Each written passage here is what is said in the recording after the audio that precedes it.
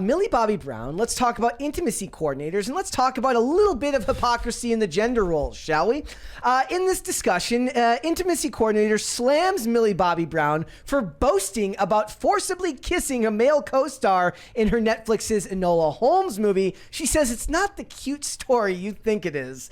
This actually seems more like what she's saying is like maybe read the room. You're not reading the room of the social climate the way you should be. The intimacy coordinator? Yeah, like what she's saying is like you're not reading the room on the social climate we're living right now. Maybe in their world things haven't changed, but in the real world now we're supposed to be looking at things differently. Now consent is a thing, and it doesn't matter if you're a guy or a girl, right? Nobody freaked out when we found out that Margot Robbie kissed Brad Pitt without his consent. Yep. So how is this situation? And let's be fair, like people say, it's probably different, right? You shouldn't do it. You shouldn't do it. You should not just plant one on somebody without consent. But she's saying she did this during a scene. Was she saying it was behind the scenes that she? Yeah, like so look, nobody, no red-blooded American male is getting a smooch laid on them by Margot Robbie, for instance, and saying, "Oh darn." It did remind me of the conversation we had the one time. Was it Katy Perry who gave the guy his first kiss but never asked the guy if that was actually what he wanted? Yeah, it was that was far more a bizarre encounter because he just said that he hadn't had his first kiss, and then she immediately walked up to him and kind of forced it on him. So this is what Millie Bobby Brown is saying. This is during rehearsal. Yeah, so if you're rehearsing a scene where you have a kiss anyway. But she's saying unexpectedly kissed Louis Partridge. Laughing, she described how the actor was shocked and surprised and stated how it was, quote, so cute. Says right on the rehearsal, I grabbed his face and kissed him, and he was like, it was so cute. Really seeing her, Enola, take the lead, and also seeing a girl just make the first move is really exciting. Yeah, all of the Enola Holmes first movie seemed to be feminist. Yeah. Garbage. Because Louis is a good friend, she talks about how she also punched him and was like really punching him in a fight scene? in like a fight, and says like, and I was really punching. It's really funny. She says she also talked about how the scene she had to punch Partridge and that she went absolutely full force on the actor. Brown added that since the two were friends, she was not acting, she was actually getting him in the stomach. Quote, because Louis is a good friend, I just kept punching him. I wasn't doing stunts. I was really hurting him. I really was hurting him. By the end of it, he said, Millie, can you just fake punch me? I was fully getting him right in the stomach. Like, sorry, like maybe you shouldn't do that either. She just like sucker punches him, totally unrelated to filming, and says like, I'm a method actor. It's like you know when you're on a playground and the girl that punches you and is the one that's secretly interested in you. She's feigning her interest by pretending she doesn't like you by punching her. Millie, if that's Millie true, is she really likes this guy. an engaged woman about to get married, so that would not be appropriate. It would not. Let's watch the video from the intimacy coordinator, who looks completely unhinged. You can see it in the eyes. It is exactly what you imagine an intimacy coordinator looks like. Or any HR representative. Yes. All right, here we go. Grabbed his face and kissed him, and he was like this. It was so cute. Oh no. I love Millie Bobby Brown, but this is not the cute story you think it is. Anyway, I'm sure she and her scene partner have a lot of rapport built up and a great amount of trust, but we should never be surprising anyone during a fight or intimate scene, ever. At the end of the day, this basically means she didn't ask consent to kiss him. And when your scene partner reacts in surprise after you kissed them, that means the communication didn't happen the way it really needs to. Little things like this can escalate over time, and frankly, she has more power in that situation than he does because she's a really well-known star. When we do spicy scenes, we love keeping it light, having fun, but consent... I guarantee you it's not fun. No. It's not. If that lady's there telling you what you can and cannot do, it's the opposite of fun. Mm-hmm. It's fun backwards. It's nuff. Wearing weird nude-colored underwear, using devices, and having every move choreographed and scripted out. And then Sean Bean's over here like, I just like to figure it out as we go. We've learned from Marilyn Manson, you cannot figure it out as you go. No, not in 2023. Look, like, I understand this is the same thing I point out all the time. It's the hypocrisy that bothers me. If this was a guy doing this would be a problem. It's still technically a problem, but I do believe I do believe that the guy probably doesn't care, and the guy probably is just like. But for obvious reasons, Netflix didn't post an interview where Louis Partridge says, "Yeah, I just forced myself on Millie Bobby Brown, and it was grabbed awesome." her, and she was so shocked. It was fantastic. It was so funny and cute. It was so cute the way she was surprised at the way I manhandled her and forced my lips on hers. Yes, it's a double standard, but I think it's one that makes sense. You were saying that Phil had a good point on this. Well, when we were talking about the differences between men and women, like teachers that have relationships with students, that when a male teacher has even a consensual relationship with a female student, it's seen as worse than when a female teacher has a consensual relationship with a male student, because there's no threat of violence against the male student. It's still wrong, but I don't know what his take on that part is like, but it's still like, I still see it as the hypocrisy that bothers me more than anything. But I think we've been so thoroughly conditioned to think that there is no difference between men and women, that we're just completely, and it's politically incorrect to say homogenous otherwise. Automatons. It's politically incorrect to now say otherwise. Any standards that are different for men and women are considered double standards or hypocrisy or what have you.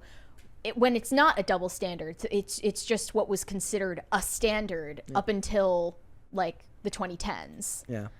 Like, that was just the way that we operated in society, knowing, obviously, that there are differences both physically and mentally between men and women. Also, maybe this would bother me more if Millie Bobby Brown was spouting outward feminism that was directly in contradiction to what she's saying here, which is, but she's not, so I don't know. Like, it's just very, very funny how some stuff's allowed and some stuff isn't, and you have to get a flow chart to figure out what society tells you is okay. And to the intimacy coordinator's credit, I guess, it's not like she's taking the woman's side. She's not making this a gendered issue. If anything, she's saying that what you're doing. She brought up power dynamics. Yeah. The power dynamics got brought up because she's a bigger star than her co-star. Yeah. But then once you start using that rule of like who is the biggest star, how do you calculate that? Yeah. You know, especially with like Margot Robbie and Brad Pitt.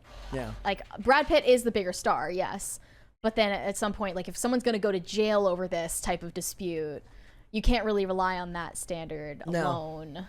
Well, power dynamics is by definition very wishy-washy and hard to actually figure out what people mean by that, right? Like, it doesn't have a solid line as to what means what. Mm-hmm. So I think I've obviously said, you know, I'm against sex scenes in movies. I don't think that should be a thing. I'm like pro censorship of that type of content, or at least like pushing it underground so it's not mainstreamed. But the fact that intimacy coordinators exist at all, and this is like a line of work in Hollywood, shows that these are the types of scenes you really shouldn't even endeavor to film, because if so many people can get hurt in so many ways, what is the point? Yeah. Well, I mean, they have stunt coordinators in the exact same way, right? Well, I mean, hurt psychologically. Yeah. Right. Which is harder to quantify and a lot easier to make us think about later. Like, look, you break your leg on a set, you broke your leg on a set. You have your... There's no one to really blame for that necessarily. But when there's another person... No, you can absolutely blame the studio for having a poorly done stunt team. But it's less cut and dry. But when there's a sex scene and one person is uncomfortable, but the other person isn't uncomfortable... Yeah. Then immediately the one who isn't uncomfortable is seen as the perpetrator of some kind of also the blame game is violation. Different. Like, if oddly enough, if it was a stunt that went wrong, I think all the blame would end up on the stunt coordinator, not the stunt man who screwed it up, or the like if it involves two people, right? It's going to fall back on who's in charge here.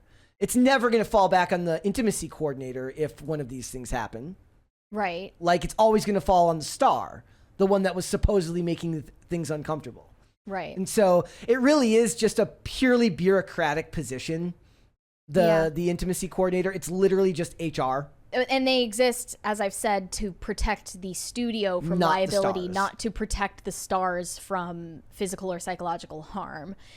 And And then I looked at the comments on this intimacy coordinator's TikTok. They said, I don't think they were meant to kiss. I think he didn't know and that she was going to make a big first move. You can see it by the next bit. She says that he was so shocked. Yeah. So like maybe that wasn't even in the script. Yeah.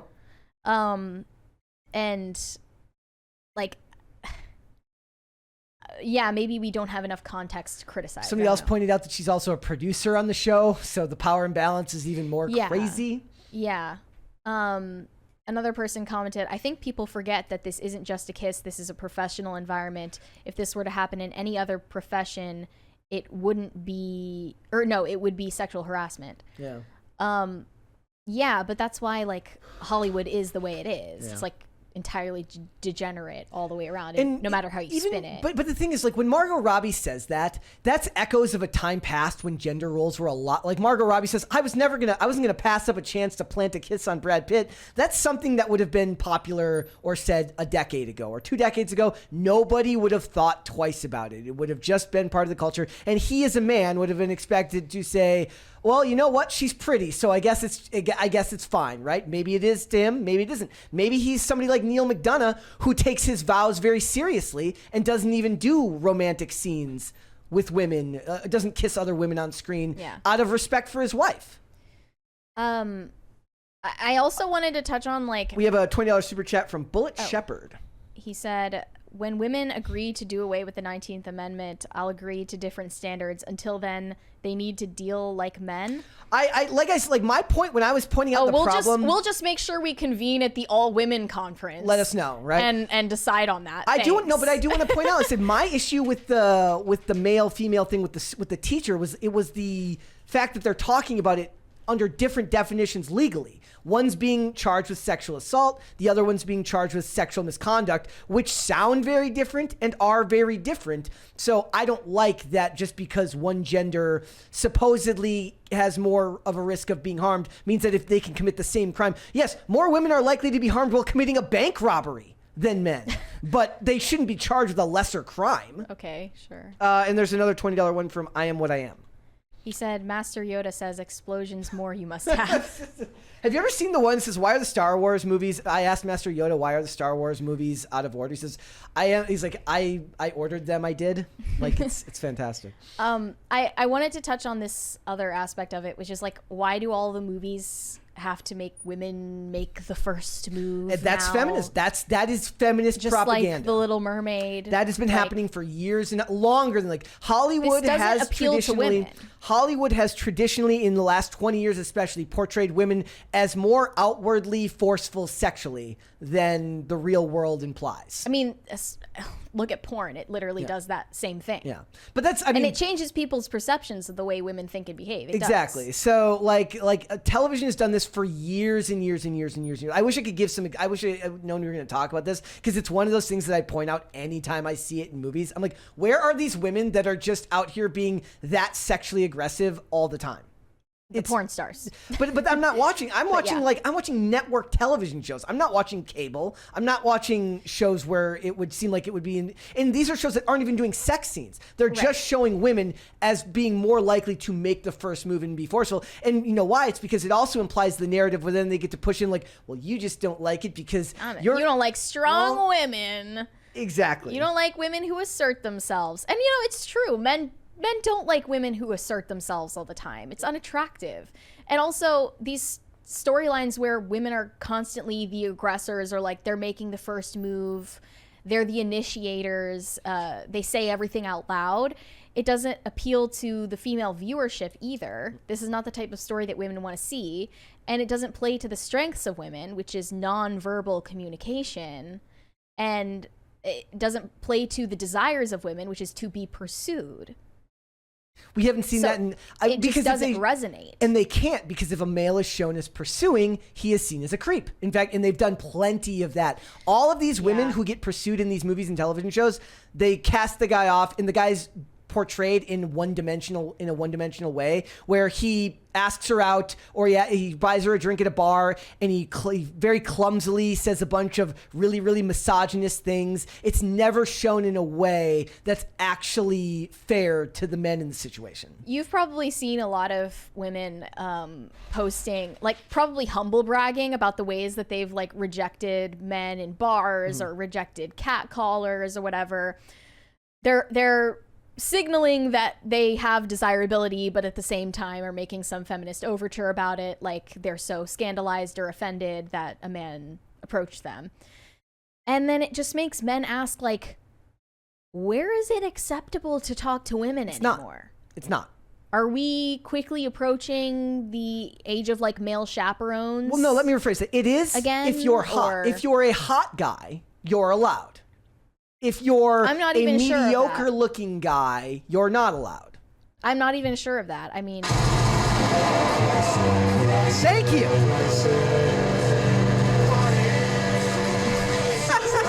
Thank you. See, that's how I'm going to get the women. I'm going to bring a boombox. No, you bring your barbershop quartet and serenade her. Well, technically it's a duet. It's a barbershop duet. Right. And we're going to bring a boombox that plays it, and they're going to sing that as I swoop in and say, hey, how's it going? That's what we're going to do. That's how I'm going to pick up all the ladies someday. Well, I have already given you the best pickup line idea. What was it? When the woman's walking into the movie theater, you'd be like, hey, I thought they didn't allow snacks in there. No snacks in from the outside, girl. Yeah. Yes. So we'll have to, like... Want to go see Oppenheimer with me? We'll film that video and see how many women slap me and just see what happens. It'll be fantastic. That would go viral. It's like, yes, it'd be something about, like, do you want to go see Oppenheimer because your body's the bomb? Like, we'll bring back the bomb.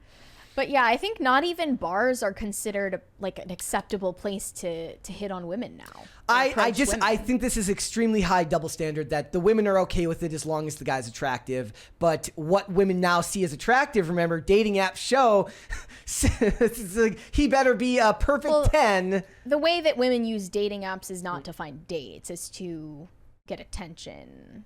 And we got a $20 super chat from Disco Jensen. Women in Hollywood Me Too'd all the powerful men out and immediately proceed to Me Too themselves on camera. Mindy Kaling is guilty also. Yep. What is it that Mindy Kaling admitted to doing? It was something very... I can look it up here. We talked about it. Yeah. Here. Yeah. So let's see. She like hired someone just to make advances at them or something. Yeah, Mindy she was Kaling a producer on harassing the show. Lee Pace isn't the cute and see they even use the same language. They all come from the same Borg. I swear. Mindy Kaling's harassing Lee Pace isn't the cute anecdote she thought it was.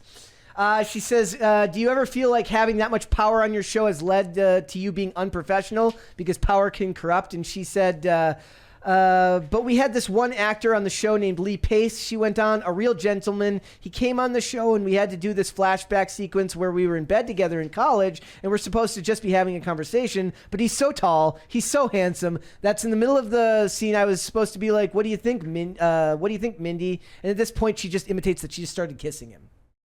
Yeah. Also, it's funny. I think I told this story before. There's another actress, and I can't remember her name off the top of my head, who said that she was in a scene with like she was in a movie with Lee Pace, and she saw him in a suit on set and had to leave because he was so handsome she couldn't take it. So he must be that good looking of a dude. I don't know what he looks like. I thought he was kind of a normal looking dude, but maybe it's just his charisma. He must have, as the Gen Zers would say, his riz must be off the chart. Yeah. He must have hella riz. Like, look, it's a double standard. I do believe that Hollywood is 100% created a culture where both men are not allowed to pursue women in any way, shape, or form, lest they be viewed as some type of creepy predator. And women are being simultaneously portrayed as far more sexually aggressive than they actually are in the real world, and it's causing problems for everyone. It's the same problems we're seeing, right? There's a strong sense of miscommunication between the genders. Mm-hmm. Did you see Emily Ratajkowski saying like men are lonely and it's bad, dangerous for everyone? Yeah, but what she's saying is like the context there. What she's saying is like it's going to create another Joker situation, and the incels are going to rise up. Okay, she could have had a rare W there. The rare rare Ratatouille L. It's not a thing. Ratatouille L or Ratatouille W's are not a thing. Thanks for watching. Listen to full episodes of Pop Culture Crisis on Spotify. Keep up with us on social media and make sure you subscribe and ring that bell so you never miss the show. Bye, guys.